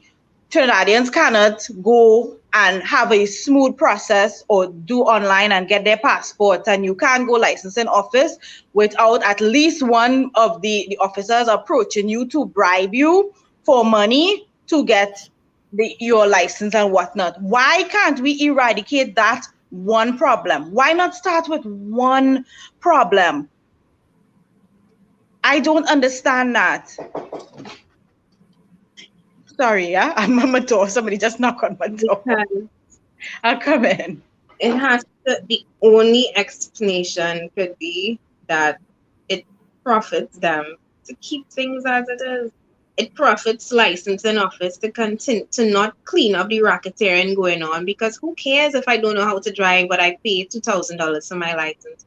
At least I'm $2,000 richer. Never mind that that same person could be the same person who break a light and kill you 2 years down the line because they never learned how to properly drive. Yeah. We set up things and then get surprised when the consequences come back to bite us in the ass. This is what we do. Yeah, but it happens everywhere because in the police service, you have your father bringing in your daughter because she too dunce to get you anywhere else. So you need a job, you get you there. Your customs is bringing, well, we're going and retire, but we could bring in some new people instead of advertise the position in the public service so people could apply for it. That is what we do. I saw some people who are licensing officers, and I was like, how she or how he become a licensing officer? I have the last time they advertised was about what 2011 or 2012, somewhere down there. How it is, and for you to be a licensing officer, you must have every single license. That woman don't look like she have excavator, heavy T, extra heavy T. Matter of fact, she didn't look like she could drive. Joanne Charles said, I find it's about time they change the process of allocation for national housing. It's so disgusting. And Joanne, we all agree with you. National housing, houses should be given to people who need them, not people who already have houses to get one and two and three more to go and rent them out to make more money. And yes, I agree with you wholeheartedly, but the problem is it doesn't make people money to actually distribute houses in an equal way. It doesn't make you money. And when I say make you money, the people, listen, I this hair already purchasing, hanging up and everything. It doesn't make you money if you can't corrupt the process. And that's what Trinbagonians need to understand. Every little small corrupted process will inevitably come back to bite you. All of that corruption that's taking place in NHA. What is it now? HBC. Why you Yeah, think you can't get a house is because people who know people getting through, people who don't have an actual need, but they know somebody, they get in houses, and not plural. only that, look who in office. That is what PNM and UNC does do. When it's close to election, that's when you're giving out house. As if somehow the need for houses is be more around election time or when you want to prove a point instead of right through the year. You have people who applied over 40 years for a house and still can't get a house. And that's not the people you're giving houses now, too.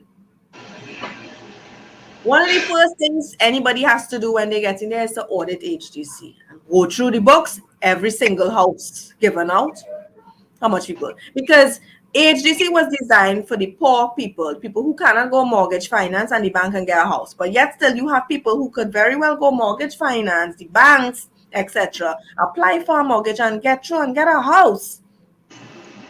And they drive a BMW and Range Rover. But my little poor half black ass can't get a call back from HGC to say, well, Not even a callback to say we acknowledge your application. You don't even get that. Not even a callback. Not Like even a the callback. No. I was gonna say the last guy who ghosted me, at least he had the courtesy to give me a call back and tell me HGC not even giving you that. no, you're not getting that. You're not getting I that. mean, What I people don't get wait. with Trinidadians is you already see the track record for PNM and UNC. Corruption, corruption, theft, loss of money. Look how much of our state-run companies losing billions of dollars, and you're not even hearing the Prime Minister saying, well, all right, we will audit. We will audit and find that. We will audit and do that. The Yeah, UNC could come and give advice to PDP, do a forensic audit. But they didn't do that when they came in office after Manning. We called their heart. it's true. Yeah, go with Tico, Hindu Credit Union, all these things. Just go on whoosh. Yeah. Believe it or not, guys, we actually made it through our list, as extensive We as it did. was. Yeah, the last thing that was on it, and I was saying that what we're talking about right now, talking about the fact that nothing works in Trinidad and there's no accountability, segues right into the last thing that would have happened this year that was very sad, where there was a fire in Maraval that claimed the lives of 3 innocent children. And as far as we know, up to this day, nothing has been done to ameliorate or to improve the situations or the conditions under which firemen work, or to make sure that they are equipped with the tools and the training that is necessary to deal with any type of emergency that they may encounter. What do you guys think about that one? Yeah, well, that's part of national security. You have a national. We don't actually we don't know who the hell is the Minister of National Security, if it is Stuart or Fitzgerald. And True. when you have two people like that who don't have a clue about anything, their existence or their purpose in life, how you expect them to fix national security? They don't have a clue. I thought that that was such a unnecessary. They didn't have to die. They did not have to die. When people talk about it and describe what happened, and the fact that, I mean, we are an independent nation for how many years, but we're voting for the same people over and over and over, and nothing gets better, to the point where firemen cannot save 3 children from a burning building. What we are paying what we are paying taxes for and whatnot, we cannot get them to do that one job that they're being paid to do. They cannot do it because of corruption, because of nepotism, because of whatnot and whatnot. It was such an unnecessary tragedy. Yeah. I spoke to my uncle after it happened. He's a fire officer. He's been a fire officer for how many years now? Senior fire officer. And I asked him, I said, how could you all not have basic equipment like the George of life? And he's telling me, it's not all the fire engines are equipped with certain things. And my question is, why? And he's like, funding and all this. And it's like, but how? How could that be the answer? Like that, it frustrates me to no end that that is the answer, because we find money for the most ridiculous things It in this depends on country. We Yeah. find fire money chief for the what they had most for. insignificant things, and something as important as life-saving tools. When I saw Philip do that video in that yard, and I saw that gate, and I saw that burger proof, and I say, you trying to tell me nobody had nothing that could hold on to that, cut it, pull it free, hook up a truck, nothing? Yeah, and Nothing. all the fire trucks have the wench in front, so they could very well have hooked it and pulled it. But again, it depends on the chief. The fire chief that they have is somebody who is a puppet like Donaldson. So he would let the Minister of National say, yes, everything is fine, everything is fine. But when you actually talk to the fire officers, nothing is fine. Yeah. And this is the problem that I have. And this is something that I have a problem with where I work as well. So when I became an acting supervisor, the first thing I did was I spoke to the workers on the ground. What it is the problem, what it is you all need. And that is how I started fixing basic things where we were working. You don't talk to supervisors, you don't talk to them. They don't know nothing. Everything, they will make everything seem like, yeah, everything good. We doing our best and our staff happy. And they're doing what they're supposed to do. You don't go to people like that. You have to go to the people on the ground that actually doing the work to understand what the problems are. They will tell you, our boots dry rotten. We can't get boots. We can't get proper uniforms. We don't have a jaws of life. We don't have a simple thing like the axe. Some of them have probably oxygen tank that leaking for all we know. Yeah. You need to talk to the people on the ground to find out what the problem is. You could never go and talk to the chief and expect him to know when was the last time the fire chief went on a fire. Hmm. Do anything. Even And that said, would have been. Go ahead, Felicia. no, just reading a comment. She said the fire trucks didn't have an act management, always trying to look good on the report and Yeah, on the report. And that's true. He can report and tell the truth. And those fire officers who were on that scene, they would probably be haunted for the rest of their life. they are And seeking therapy right now. They are in therapy. the question remains though. We're gonna talk about it, and I mean, of course, I want the lawmakers to listen on and understand. Is it going to take another tragedy for us to come and speak about the same thing over and over? Look at it. We are Trinidad and Tobago is the definition of insanity. We do the same things over and over and over. And expecting to change, it is not going to change. We're going to When it cry changes, about the the people them situation, get and then affected next by year it. somebody gonna come, because it's not the first time I've seen this. I said it on the show. I lost a friend in school. I lost a classmate in school who was trapped in her home in the exact same way. Burglar person trapped her. And then look at that. The thing that we build to protect us is not the thing that literally keeping That us. literally kills us. Yeah. So it's just a cycle of failure all around. Yeah, yeah. And where we Very going? unfortunate. Yeah. And the thing is, And that is the question. Go the ahead, people Lemon. the people who financing the government and things, they don't have to go through these things because their house have smoke detectors and they probably have personal fire extinguishers, hose reel, etc., sprinklers, right? They don't have to worry about if they will get water to out it or nothing.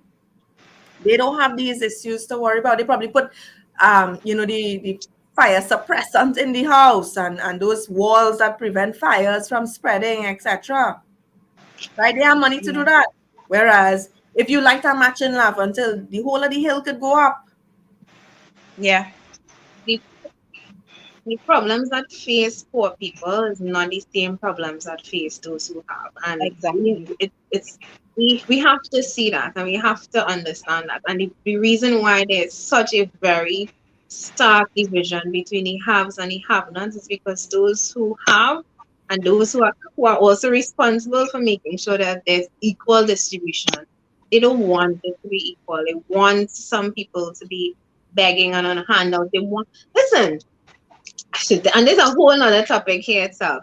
The uneducation, and that's what I was trying to coin it as the uneducation, the miseducation of PNM young black voters is such a sad calamity that we're going to experience the effects of for years and years to come. They make it a point to keep the young black voters without hope, without opportunity, without education, because an uneducated, dependent population will never ask questions. They will never say no when you tell them take a vaccine or else you don't get a job. They've learned that in order to do or to reach anywhere, they have to follow the rules, even if the rules don't or aren't necessarily good for you. But those who know well enough to know that they don't want to be forced into taking a vaccine, or they don't want to have to live the lives that people who are, I think Hadassah got stuck, that people who are underprivileged and who are disregarded live, they are the ones who need to realize that the only way it ends is if you cut out the top. And when I say cut out the top, we really have to start making better decisions as a population, because we are reaping all of the negative reward. Well, can't call it rewards, but we're reaping The all of the negative consequences. consequences as a result of actions that we have no say over except election time. Election Yeah, time is the only time we have a voice, and it is such a loud voice that it's sad that so many people don't realize how powerful it is. And if it's one thing, I started off the show by saying Tobago gave me hope, and the candlelight movement gave me hope. If it's one thing that hope does, is that it spreads. Hope is not something that, I mean, it could kill hope, but it could also fan it and fuel it. And That's what I think we need to be doing right now. This show that you all are doing, Lemon, I was really happy that you all brought me back on for the year-end review. It's been a while since I've been able to speak politically and vocally, and so many things has kept me from speaking out as vocal as I would want to, and but I can't stop doing it, and you all can't stop doing the shows. And the people who know that Trinidad and Tobago could be in a much better place, and that we as a population deserve so much better. We can't stop. Now is not the time to stop. Now is the time to speak out even more. That's what we need. We need more people speaking out, and do not feel. I know we didn't reach exactly the closing part, but my closing comments to people, especially those who don't want to get vaccinated, please, if you feel pressured into taking something, don't do it. And I know that's easy to say as somebody who is not employed by somebody who's forcing them to take it. But in your heart of hearts, if you know that it is wrong, or well, not wrong, but yes, it's wrong to be forced into doing something that you don't want to. But in your heart of hearts, if you know that you are not comfortable with something, do not allow people who have no control over your body to dictate what you do. And it's the same way. I feel the same way for people who choose to get vaccinated. Don't let the people who are unvaccinated dictate. You made a decision and you stand by a decision. But what we can't do is let those at the top make us fight at the bottom here, which is what they continue to do. It's the same story. PNM, the vaccinated, unvaccinated, poor, rich, black, white, Indian, black. We cannot let them continue to separate us. Now is the time, even more than ever, that we need to stand firm and strong together. Yeah. That's it for me. That is true. It is true. We now more than ever we need to stand up and remember that this is about Trinidad and us, not political party, not PNM and UNC. Because you're seeing what PNM is doing. We've seen it from since 1962. Our country isn't any better. And for those who thinking, lesser of two evils, UNC didn't help either, because guess what? They didn't put strict legislation to prevent PNM from having corruption and misappropriating funds and abusing public funds. Yeah. They compounded this shit because they did the same corruption as well.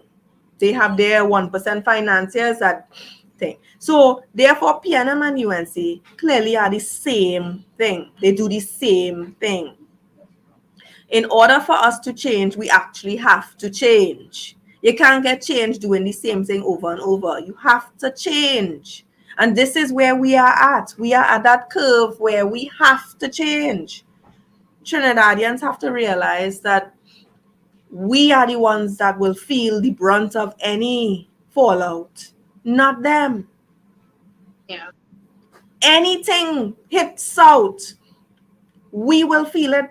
You think the price of that flour increase going to affect Sabga and them? Kamla? Keith? Any one of them? No, it's going to affect us. Our small change, our pockets. That is who it's going to affect, and this is where we need to reach, where it affects us. It's not going to affect unvaccinated or vaccinated alone. It's going to affect all of us, and this is where we have to be one people under one flag. We can't be forced to segregate. We can't fall for those stupid games anymore. We cannot fall for those foolish games anymore. It is not about that. So when Keith come and say, what's so special about doubles? Tell him, hold your tail with that. This is our Trinidadian food. You can't be bashing our food. That is ours. Yep. Double saved my life the other day. You have $10 and all you Ours. could raise doubles. That's a lifesaver.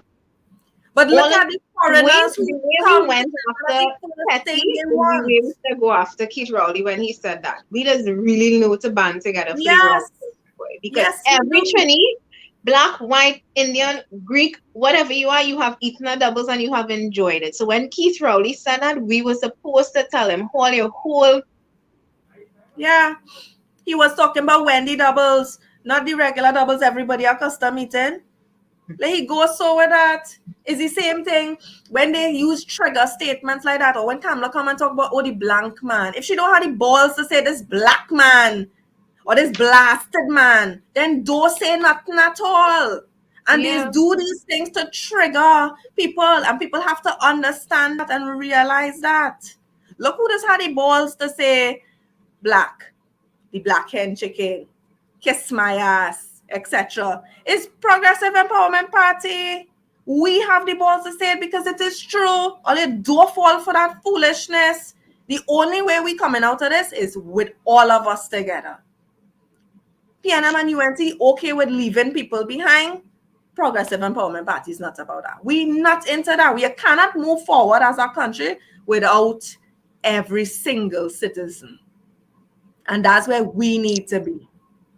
I want to read that comment from Eva. She's been touching on some real truth for the entire morning. She said, we get angry when our children are bullied and take action. But the government bullying us as adults and we cowering and take it. When do we stand up? Yeah. 2022 provides the perfect opportunity. This is 2021. It's been a very difficult year for me, for I know many people, for the world. It's been a hard year. A lot has happened in these 12 months. I feel like I blink and the year was over. I can't Yeah. believe elections was, well, now going to be closing and on 2 years ago. I can't believe that. But time is flying, and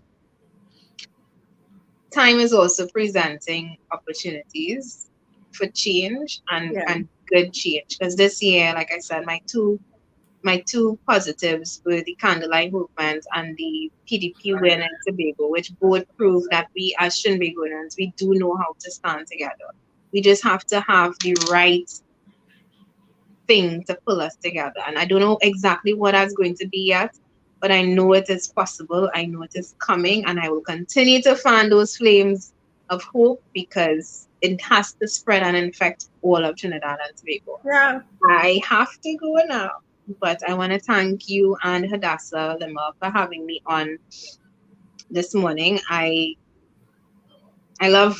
I just remembered how much I miss doing this. As much as it used to be tiring and stuff. I miss doing this, and I appreciate the fact that you ladies have continued doing this for all of these months and keeping at it, because the world needs to know, Trinidad and Tobago needs to know that there are options outside of the PNM and UNT, and that there are strong voices like yours and Hadassah's and all of the young people who choose to stand up against corruption and against mismanagement and against the killing of hope and opportunity, which is what all of these people have done for the past 57, 58, 59 years. For all of you who have chosen to say no, enough is enough, no more, I applaud you, and let's continue building that army and building that tribe until there are more of us than there are of them. That's it. Guys, and remember, these people who we have elected have more yesterdays than tomorrows. So we really need to be wise with our decisions, right? We don't know what next year brings, 2022 brings, in terms of our economy and how we are going to be managed with this type of what we see in already. So Trinidadians, please, please, please put better use to your money. Instead of wasting money on fireworks, buy more food, do more home baking. If you know your neighbors good at baking bread, pizza, chicken and chips, or the basic stuff, then try to patronize these people, because at the end of the day, these are the people who will hold each other together. So we need to be more community oriented and remember that when we were under lockdown, those were the people who helped us. When you couldn't afford and you could have trust a meal or trust a bread, right? Kids done raise their bread already. So see if you could either start baking bread or start buying from your neighbor who does make good homemade bread. Homemade bread better than kiss bread anyways. After a few days, kiss bread will start to smell funny. Yeah. So start doing things like that. Stock up on your canned foods. If you cook an extra, thing, and your neighbor not in a position, if you could help your neighbor, all these different things. Let's start remember to look out for one another and each other, please. We really don't know what 2022 is going to be like. So that is where we need to be as a people. And let's remember that. We could only get through this as one people. So Join us in the new year. We might be with a different name, different look, 2022. But all the best for the new year. Try to be safe, secure your animals, and yeah, be safe. Happy New Year. Happy New Year, guys. Bye.